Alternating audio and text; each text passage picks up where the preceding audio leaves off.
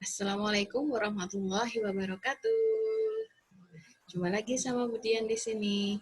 Hari ini kita akan meneruskan pelajaran kita kemarin, yaitu tema 1, subtema 1, pembelajaran 1, 2, dan 3. Ini terusannya kemarin ya. Yang satu kemarin kan sudah selesai. Belum. Maksudnya baru sebagian cicak-cicak di dinding. Nah, hari ini kita akan melanjutkan.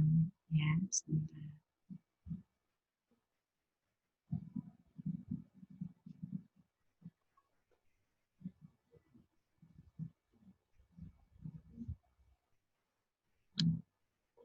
Nah, hari ini kita akan belajar ini ya, tema 1, subtema 1. Nah, kita teruskan yang cicak-cicak kemarin ya, yaitu tentang ciri-ciri makhluk hidup. Ciri-ciri makhluk hidup yang pertama yaitu berkembang biak. Ya, berkembang biak. Makhluk hidup berkembang biak agar dapat meneruskan keturunannya. Makhluk hidup berkembang biak dengan cara yang berbeda-beda. Ada yang bertelur, ada yang beranak.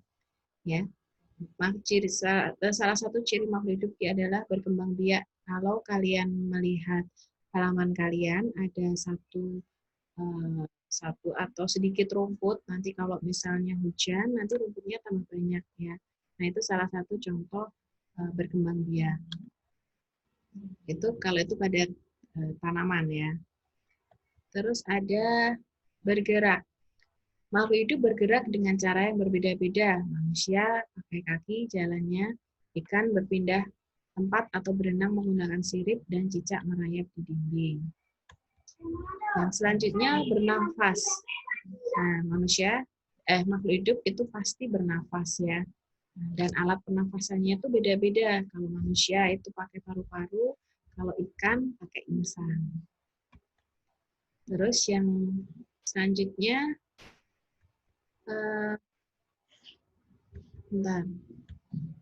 tumbuh dan berkembang. Tumbuh artinya bertambah ukuran, tinggi, dan beratnya.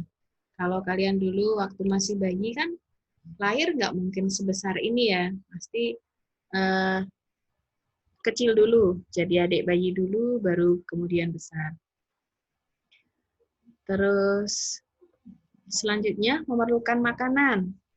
Manusia atau makhluk hidup itu pasti memerlukan makanan untuk bertumbuh dan berkembang. Manusia perlu tumbuhan dan hewan untuk dimakan. Kita perlu nasi yang dari padi dan hewan. Misalnya kita makan daging sapi, daging kambing, daging ayam, ikan, udang, macam-macam kan. Terus hewan juga memerlukan tanaman untuk dimakan. Sebagian memerlukan tanaman untuk dimakan. Seperti sapi, kambing, nah itu kan makan rumput. Kalau singa, nah itu makannya kijang kayak gitu ya. Berarti ada juga hewan yang memerlukan hewan lain untuk dimakan. Selanjutnya adalah peka terhadap rangsang. Peka terhadap rangsang artinya makhluk hidup akan bereaksi ketika ada yang terjadi pada tubuhnya.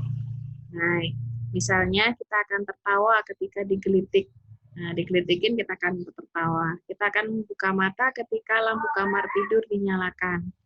Atau kalau pada tumbuhan itu pada putri malu, kalau disentuh daunnya langsung menutup. Itu ya. Selanjutnya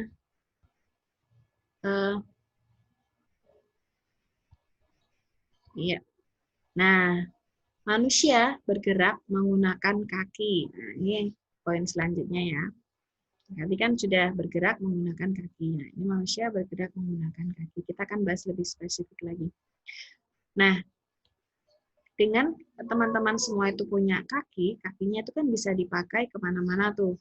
Bisa buat jalan, bisa buat lari, bisa buat kemana-mana, lari berbelok-belok, membentuk lingkaran. Nah, apa yang harus kita lakukan? Apa yang harus kita lakukan? Karena kita ini dikasih kaki sama Tuhan atau Allah. Nah, kita harus apa? Karena kita sudah punya kaki, sudah dikasih kaki. Kita harus bersyukur, ya. Kita harus bersyukur kepada Tuhan yang Maha Esa. Ya, cara bersyukurnya adalah gimana? Cara bersyukur kalau kita sudah dikasih kaki sebagai alat gerak kita adalah kita harus sering-sering membawa kaki kita ke tempat-tempat yang baik. Semisal kita harus sering rajin pergi ke masjid, sekolah, pergi ke manapun yang baik, ke majelis-majelis ilmu, kayak gitu ya. Nah, bersyukur kepada Tuhan termasuk pengamalan Pancasila, sila pertama, yaitu ketuhanan yang Maha Esa yang dilambangkan bintang.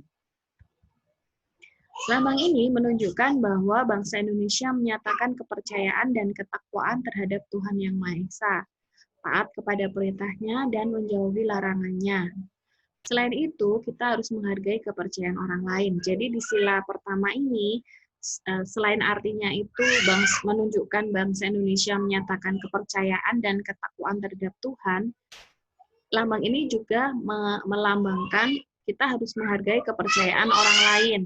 Semisal, hari Minggu kalian bermain sama temannya orang Nasrani. Lagi seru-serunya main, teman kalian dipanggil sama orang tuanya untuk pergi ke gereja. Nah, kalian harus membolehkan temannya itu pergi ke gereja, mempersilahkan beribadah sesuai kepercayaannya masing-masing. Selanjutnya, mari menghitung. Pak Yusuf memiliki peternakan ayam yang sangat besar.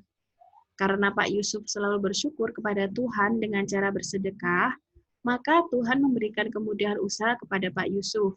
Peternakan Pak Yusuf semakin bertambah besar. Yuk kita hitung ada berapa ayam di kandang Pak Yusuf. Ini ya. Ini di sini kita akan belajar tentang nilai tempat. Ya, nilai tempat. Di sini ada angka 1, 2, 50. Kalau dibagi menjadi kalau dibaca menjadi 1250. Bisa dilihat di situ 1000, angka 1000, bacanya 1000.